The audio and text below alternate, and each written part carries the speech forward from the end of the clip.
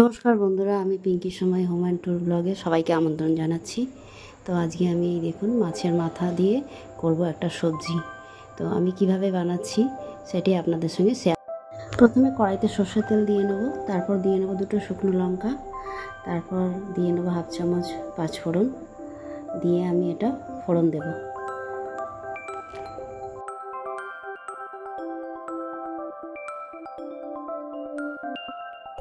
এরপর কুচনো পেঁয়াজগুলো আমি কড়াইতে ঢেলে দেবো, ভালো করে এগুলোকে একটু ভেজে নেব।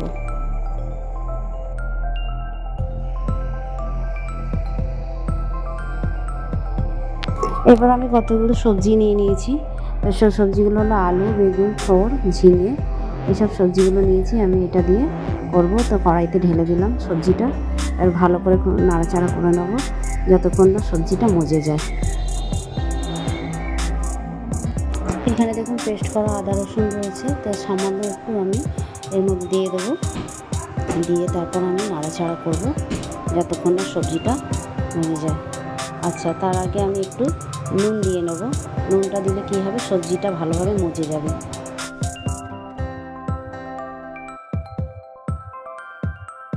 এরপর আমি দিয়ে নেব হাফ চামচ হলুদ গুঁড়ো,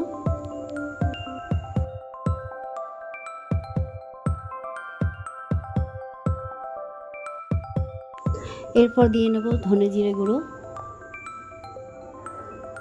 স্বাদ মতো একটু চিনি। এরপর ভালো করে আমরা সবজিটাকে নাড়াচাড়া করে নেব যাতে মশলার সঙ্গে ভালো করে মিশে যায়, আর যে আমি আদা রসুনের পেস্টটা দিয়েছি সেটা যেন গন্ধটা না থাকে। একটু ভালো করে আমরা মিশিয়ে ভালো করে নাড়াচাড়াটা করে নেব। বন্ধুরা, এর মধ্যেই আমি মাছের মাথাটা দিয়ে ভালো করে খুন্তি দিয়ে থেতো করে নিচ্ছি যাতে টুকরো টুকরো হয়ে যায় আর সবজির সঙ্গে মিশে যায়। এবার পরিমাণ মতন জল ঢেলে দেবো আমরা, তারপর একটা ঢাকনা চাপা দিয়ে দেবো। এবার আমরা ভাজা ধনে জিরে গুঁড়ো দিয়ে ভালো করে আবারও মিশিয়ে নেব। দেখুন আমাদের সবজি তরকারিটা প্রায় হয়ে এসেছে শেষের দিকে পর্যায়ে। এই মতো অবস্থায় আমরা নামিয়ে নেব।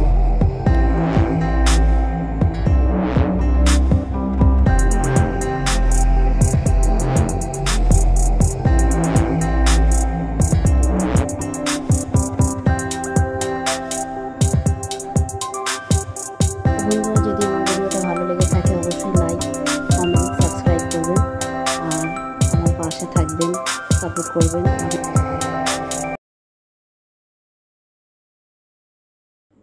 নমস্কার, ভালো থাকবেন।